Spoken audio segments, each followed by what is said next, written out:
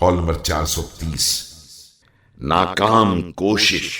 بسم اللہ الرحمن الرحیم۔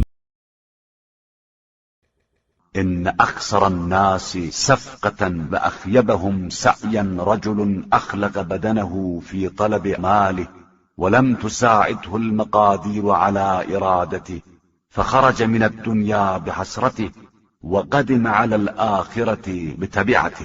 معاملات میں سب سے زیادہ خسارے والا اور کوششوں میں سب سے زیادہ ناکام وہ شخص ہے جو اپنے جسم کو مال کی طلب میں خستہ حال کر دے اور پھر بھی مقدر ساتھ نہ دے کہ اس طرح دنیا سے حسرتیں لے کر چلا جاتا ہے اور آخرت میں بہرحال اس کی پاداش کو برداشت کرنا پڑتا ہے۔